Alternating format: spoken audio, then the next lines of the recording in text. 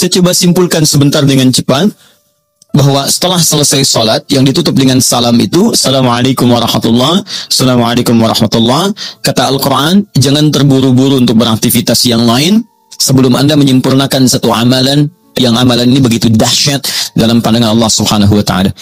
Amalannya disebut dengan zikir. Di tulisan kami sudah disebutkan rincian amalan plus dengan dalil-dalilnya. Ya, saya persingkat. Tema kita adalah tentang amalan pasca salat. Di bagian kedua ini. Baik, ini tema kita. Kemudian amalan besarnya adalah zikir.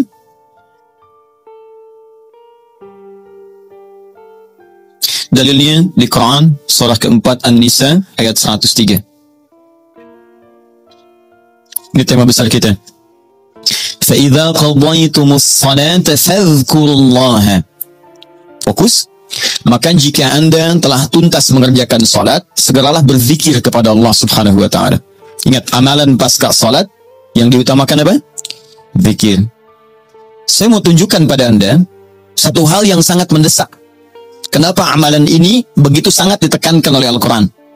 Bahkan saking ditekankannya, kata Allah, perhatikan kalimatnya, qiyaman, baik itu sambil berdiri, wa qu'udan, ataupun Anda punya kesempatan lebih lenggang duduk, wa 'ala junubikum, atau bahkan dalam keadaan Anda sedang payah pun untuk duduk atau bahkan berdiri, boleh sambil berbaring.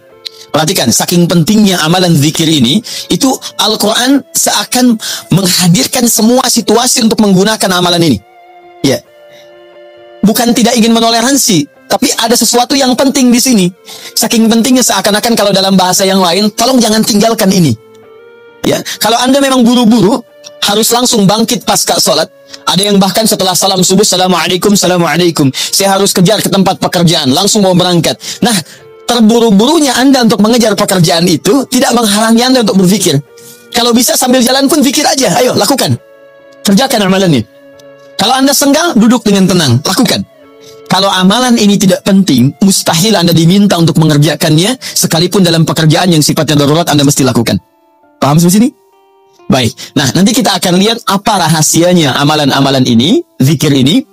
Kemudian kita nanti akan urutkan seperti pertemuan lalu telah saya turunkan beberapa bagian-bagiannya. Nanti kita akan gali apa esensi dan rahasia di balik kalimat-kalimat zikir yang kita sampaikan itu.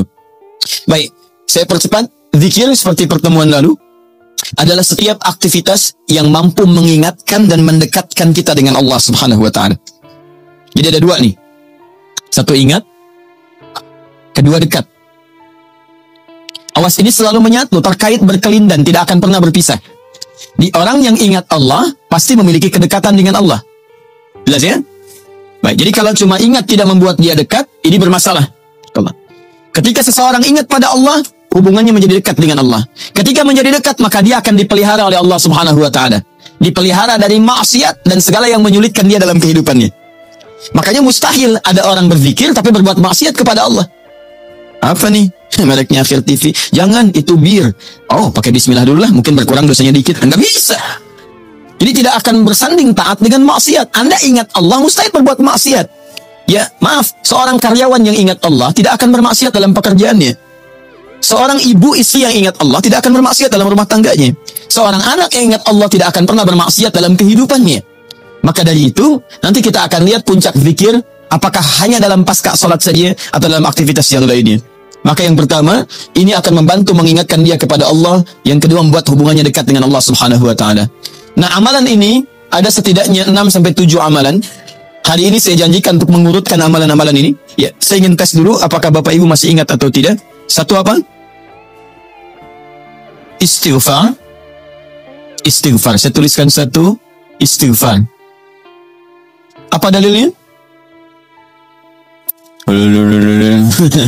Baik, cepat saja. Kalau tidak tahu, katakan apa?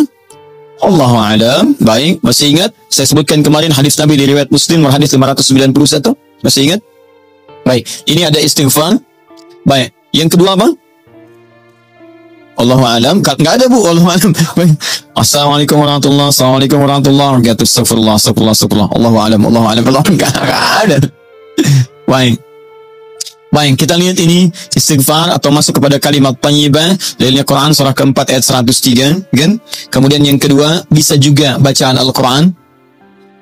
Bacaan Al-Quran. Baik, Quran surah ke-15 dalilnya ayat ke-9. Ya inna nahnu nazzalna dzikra. Kami telah turunkan Al-Quran sebagai zikir. Jadi kalau Anda baca Al-Quran, itu Anda sedang berzikir.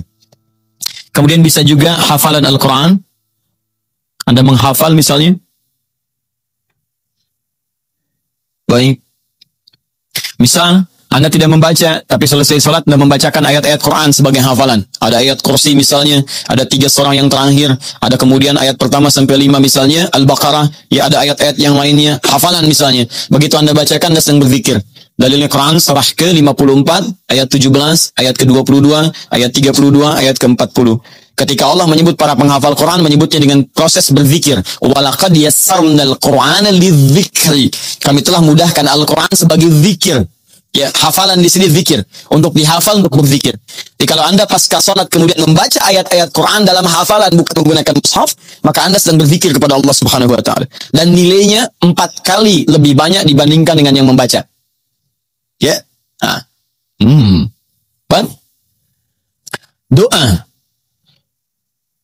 Doa itu juga sebagai zikir. Ya, Quran surah ke-7 misal dalilnya ayat 205. Wadhkur rabbaka fi nafsika tadarruan wa khifatan wa dunal jahri minal qaul. Ketika Allah meminta kita berdoa, kalimat doanya dalam bahasa perintah menggunakan kata zikir. Wadhkur rabbaka. Ayo minta, berdoa, sebut zikir kepada Rabbmu dalam dirimu dengan perasaan penuh harap, penuh ketawaduan. Minta kepada Allah. Jadi ketika Anda diminta untuk memohon berdoa kepada Allah, kalimat doa itu menggunakan zikir. Jadi ketika Anda sedang berdoa, Anda sedang berzikir. Bukankah saat berdoa Anda ingat kepada Allah? Bukankah saat berdoa keadaan Anda menjadi lebih dekat dengan Allah? Nanti kita akan lihat doa apa yang biasa dibaca Nabi pasca sholat dan seperti apa cara memohonnya. Ada rahasianya. Anda tidak menggunakan ini, sangat disayangkan. Anda kehilangan momentum, dipercepat untuk memudahkan seluruh proses kehidupan Anda. 5. Masih ingat? Sholat. Nanti ada lagi amalan.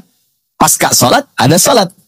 Di begitu selesai, Assalamualaikum, Assalamualaikum. Kapan kemudian ini kita mesti tunaikan sholat yang ini? Dan ada rahasianya juga. Bahkan sholat yang ini boleh jadi akan memberikan syafaat dengan izin Allah kepada hamba-hamba yang dirasakan kurang amalnya. Karena ketika amalan-amalan fardu tidak bisa menolong Anda dari proyek akhirat yang telah Anda cita-citakan untuk masuk surga itu, maka yang akan dicari pertama kali diantaranya adalah amalan yang ini. Maka Anda ketinggalan dari itu yang bisa membuat situasi tegang saat di akhirat. Hati-hati. Anda ketinggalan handphone, perasaan luar biasa sedihnya. Balik lagi ke Andor, dicari-cari lewat CCTV. Tapi Anda ketinggalan yang sunnah, kenapa tidak Anda buru kemudian? Tadi nggak sholat sunnah, besok lagi, Masya Allah. Belum tentu besok dia hidup. Dalilnya Quran surah ke-20 ayat ke-14. Ya, innani anallahu la ilaha illa ana fa'budni wa aqimis salata lidzikri. Saya Allah, tidak ada Tuhan yang layak disembah kecuali saya. Sembah saya. Bagaimana cara nyembahnya? Tunaikan salat sebagai zikir kepada saya. 6. Memperbanyak menyebut Allah, menyebut nama Allah, atau juga dengan al-asma'ul husna. Al-asma'ul husna. Dalilnya Quran surah kedua Al-Baqarah ayat 152. Fadhkuruni adzkurkum. Ayo cepat sebut nama saya, maka aku pun akan mengingatmu. Aku menyebutmu. Dia orang yang selalu ingat Allah, nanti Allah akan ingat pada dia. Nanti saya kasih tahu rahasia yang paling besar. Bahkan ada orang yang saat membutuhkan ya dalam persoalan kehidupan kepada Allah, sebelum dia minta, karena Allah telah mengingatnya, Allah ringankan aktivitas kehidupan dunianya. Dia bukan nggak punya masalah, jadi kayaknya nggak kelihatan punya masalah. Cuman setiap akan mengalami masalah, diringankan oleh Allah sehingga seakan-akan nggak punya masalah. Nanti ini akan sangat menentukan bagian yang ke-6 ini, apakah hidup kita akan semakin mudah atau mendapati kesulitan yang berliku. Sebut nama Allah. Ya, bagaimana cara menyebutnya? Bisa disebut nama Allah langsung, bisa disebut dengan Asmaul Husna. Di mana dalilnya? Quran surah ke-17 nanti dari ayat 110 sampai 111-nya. Di ayat 111 tegas dikatakan, "Qulid'ullaha." Ayo sebut Allah, panggil, katakan Allah. Awidur Rahman atau Ar-Rahman. Ayyamma tad'u falahul asma'ul husna. Maka kapanpun Anda bisa memanggilnya, memintanya, Anda boleh memanggil dengan nama yang terbaik sesuai dengan kebutuhan Anda. Nanti saya kisahkan, ada orang baru selesai sholat, kemudian menyebut nama ini, dan satu di antara nama yang paling luar biasa, ketika dia selesai kata Nabi, dari mana kamu tahu menyebut dengan nama itu? Tahukah engkau, jika engkau melakukannya, maka engkau telah memanggil Allah, yang dengan panggilan itu, jika meminta akan segera diberikan, jika berdoa akan segera dikabulkan. Rahasianya luar biasa, nanti kalau sudah tiba waktunya. Hadisnya sahih. Ya. Saking sahihnya, ini ditempatkan oleh Sayyid Qutb di dalam satu kitab yang Al-Aqaidah Al-Islamiyah, padahal kitabnya tentang akidah. Ketika membahas tentang asma wa sifat, nama-nama Allah Subhanahu wa taala. Hadis ini dimasukkan, padahal hadis ini amalan tentang amalan pasca salat. Ketujuh, bagian terakhir. Ini adalah indikator yang paling penting, yang terakhir ini sampai saya pisahkan tersendiri dalam aktivitas harian. Zikir paripurna. Ini yang zikir paripurna. Makanya saya kasih garis. Ini amalan pasca salat. Disebut dengan zikir. Bukan amalan biasa. Tapi semua amalan ini akan dibawa kepada seluruh aktivitas hariannya. Bukankah pasca salat ada yang jalan? Pasca salat ada yang kerja? Pasca salat ada yang makan? Pasca salat bahkan ada yang masak? Pasca salat ada yang bicara? Maka orang yang pasca salat zikirnya itu benar latihan zikirnya. Maka makannya adalah makan dengan berzikir kepada Allah.